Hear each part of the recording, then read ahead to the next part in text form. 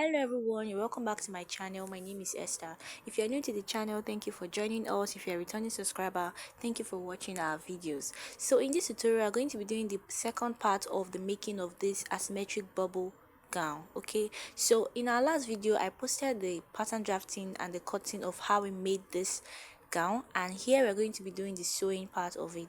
So if you're interested, please join me while we get started. And if you have not watched the first part of this video, I'm going to leave the link in my description box, so just quickly go ahead and watch it. Okay, so after cutting that part of the skirt, I'll just keep that aside and work on this upper body. So you can see I've gone ahead to cut it out on my fabric. I cut 2 pieces for the back, center back and side back. I cut 4 pieces for the side back because the center back is on a fold, so it's just 2 pieces. And I added half of an inch allowance all through except the side because we've already kept the side allowance. And for the front piece, I only cut one. Okay, I only cut 1 piece, and for the side I cut 2 pieces because the center front is already on a fold, and that is because I want the front is going to be a little different. So the part I cut was the lining, and now I'm going to cut the front piece. So if you notice from the dress, the front piece has a little gathers around there, like it's not entirely flat or straight, it has a little gathers there. So it's what I'm trying to create here. So for me to do that gathers, this is what I'm just going to simply do. I'm going to take the paper after cutting the first part, which is going to serve as lining pieces. I'm going to remove it and then take this part and gum it together like this. Then after placing it together like this is what it's going to look like. Then make sure that your lines are matching. The underbust line matches each other, the waistline matches each other, okay, and the bust line as well. Then go ahead, and we're going to be doing slash and spread. We're going to go ahead and splash it open and spread it as well. Okay, also remember that when you're cutting your lining pieces, the first part that we cut, you're going to leave half of an inch allowance all round, okay, except for the side where we've already added our 1.5 inches allowance or whatever allowance that you want to do. So you can see what I'm doing. I'm spreading them and I'm marking them from number 1 to 9. That was where mine stopped. So it depends on how wide you want to spread it. Yours might not be up to 9, yours might even be more than 9. So it depends on how open you want it to be. Okay, so I'm going to open my fabric right now. I'll place my fabric on a fold because this is the front and the front is always on a fold.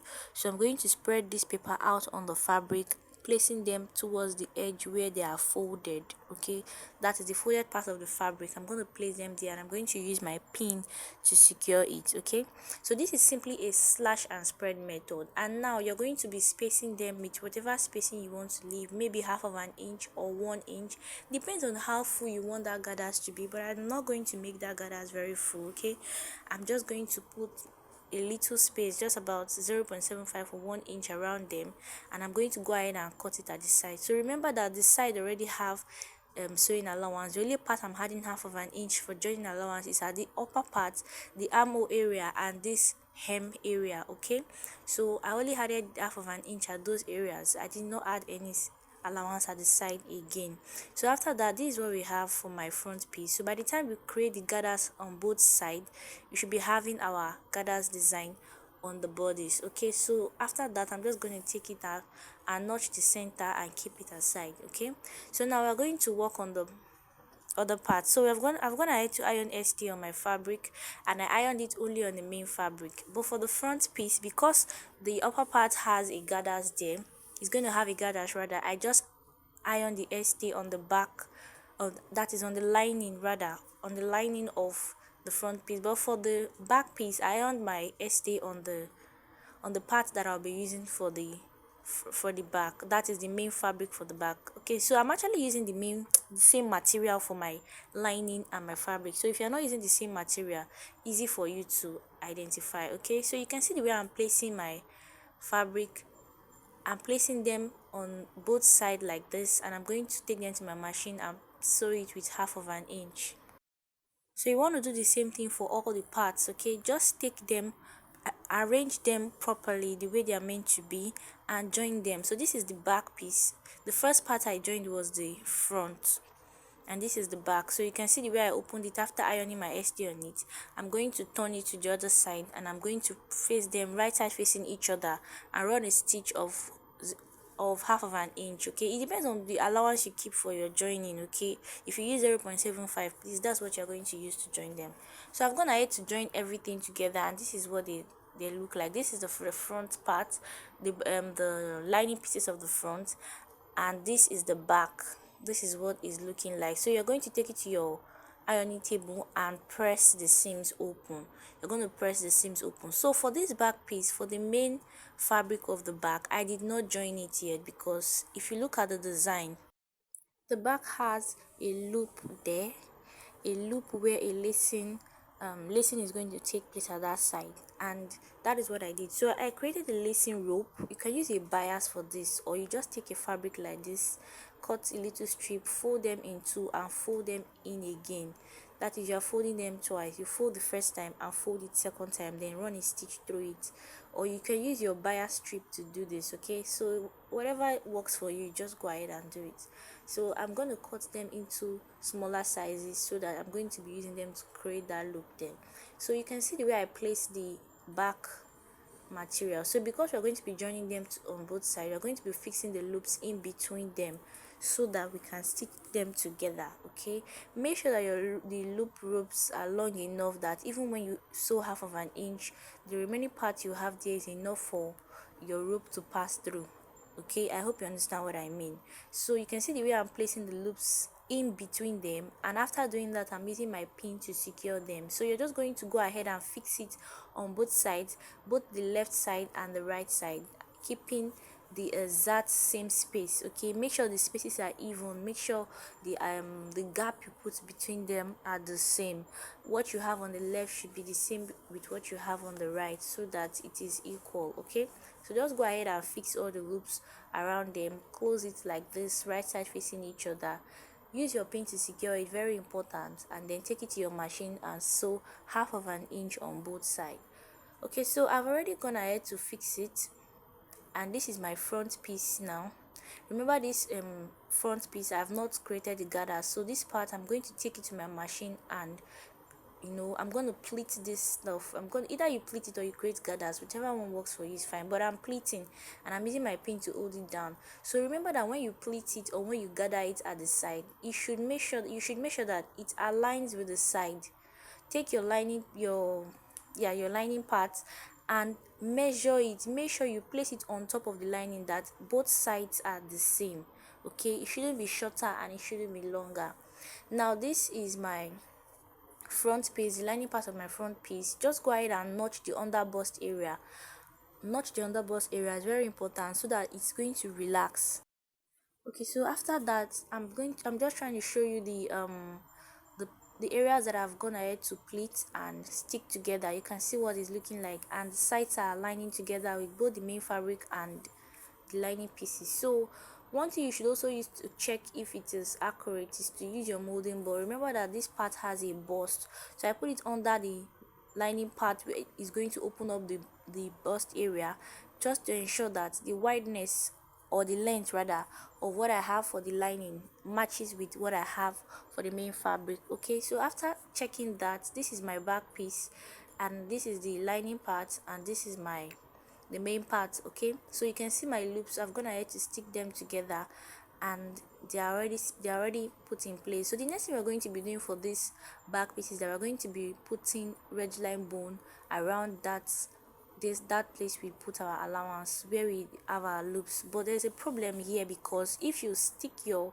ridge line bones around them, it's obviously going to affect your loops. So the only way we can solve this is to make sure that when we are sticking our ridge line bone, we find a way to avoid the stitches touching the loops that we have created at the front part, or the back part rather. So also remember that when you are using your ridge line bone, you should come down by half of an inch from there. Okay, so that when you're joining, it doesn't affect it. Now you can see what I'm doing. When I place my ridge line bone, I face all the loop towards one side, and then if I'm facing it towards the left side, by the time I take it to my machine to stitch, I'll be stitching on the right side only.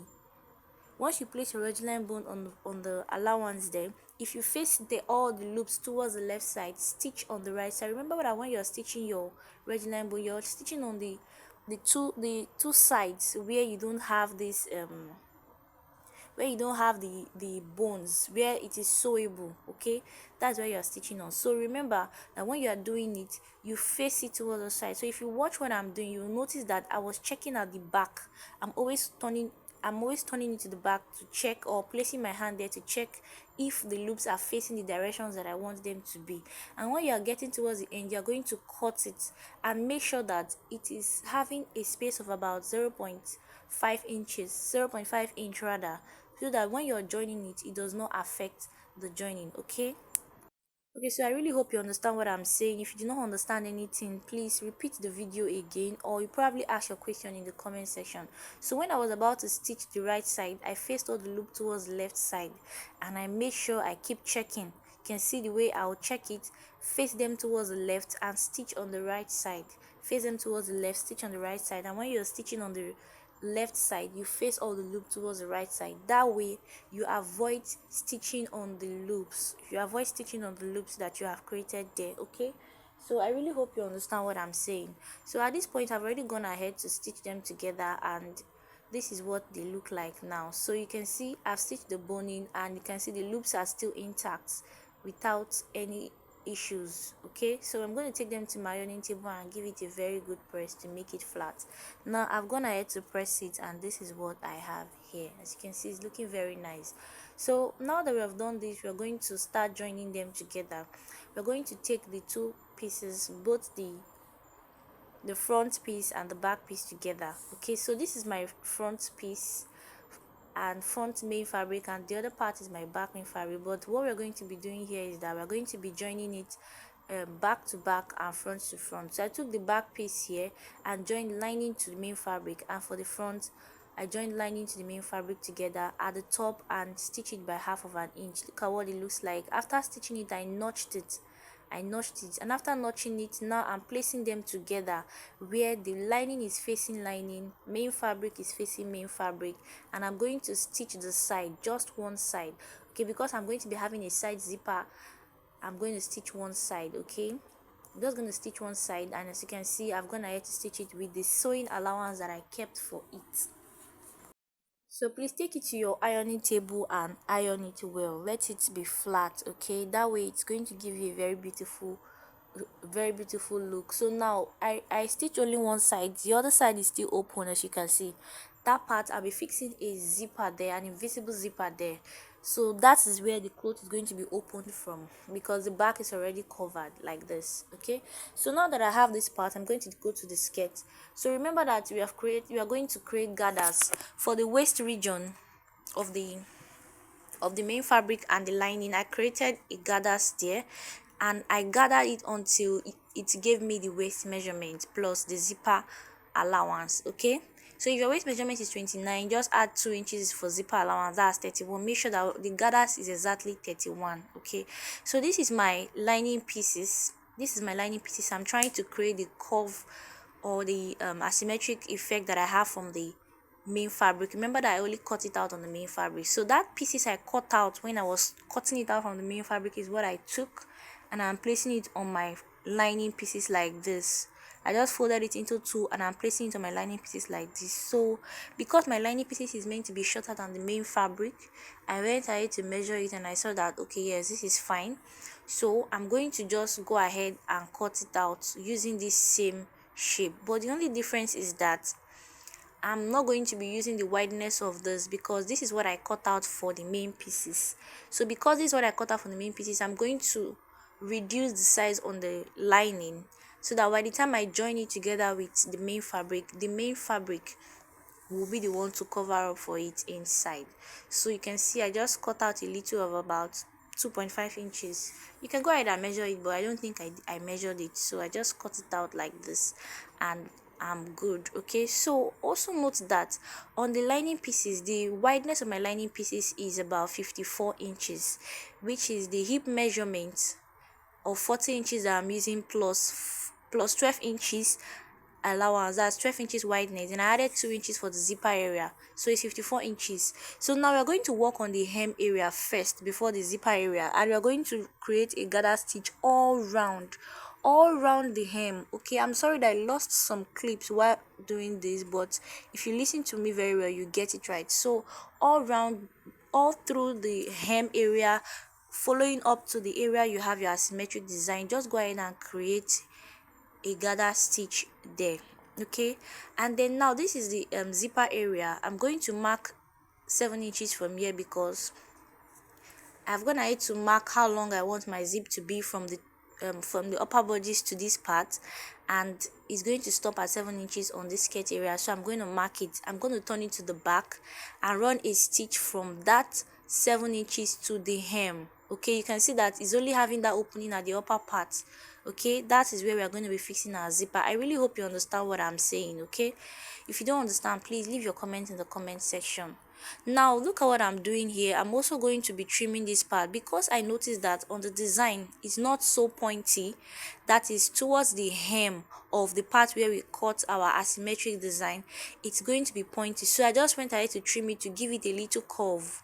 If you look at it towards the hem area where the opening is, it's a little it's pointy actually, so I trimmed it off to give it that curve. I did it on the lining pieces, and I'll also do it on the main fabric as well. That ending part that we have the opening for our symmetric design, I went ahead to use my scissors to trim it to give it a curve there. So you can also do that just to help it have that curve. Okay, it totally depends on how you want it to be. Now the gather stitch you are going to create at the hem area of the main fabric is going to be equal to what you have on your lining. Remember I said my lining is, the wideness or the width of my lining is 54 inches, and I'm going to make sure that what I have for the hem area of my main fabric is exactly 54 inches after running the loose stitch there and creating the gathers. So towards the area where I have my asymmetric design, I did not make the gathers to be so much.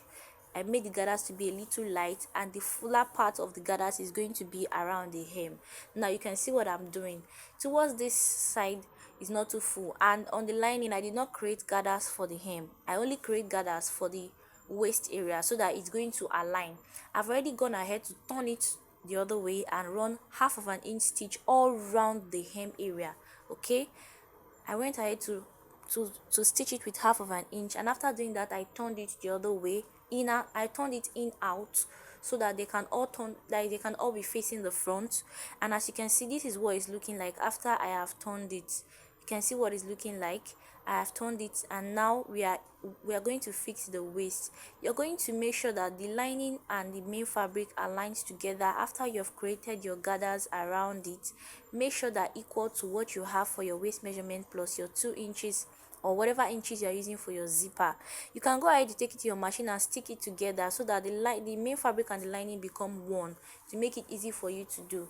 Now when you're placing your clothes, remember that the asymmetric design on the skirt is meant to be on one side of the leg, either the front, the left, or the right. So when you're taking your main fabric or the upper part of your fabric, ensure that you take note of it, placing it accurately. The front part of the skirt, of the upper bodice rather, is going to be at the center of your skirt, and the side where you fix your zipper is meant to be at the side. So remember to take note of that. After aligning them, join the waist with half of an inch and fix your zipper. After that, we have done with the making of the dress. So as you can see, this is what the dress look like. You can see the asymmetric design there, and the gathers on the upper area. Couldn't show you very well because this is a customer's dress. So if you find this tutorial very helpful, please do not hesitate to subscribe to our channel, give us a thumbs up, and share our video. Thank you guys for watching. See you in my next video.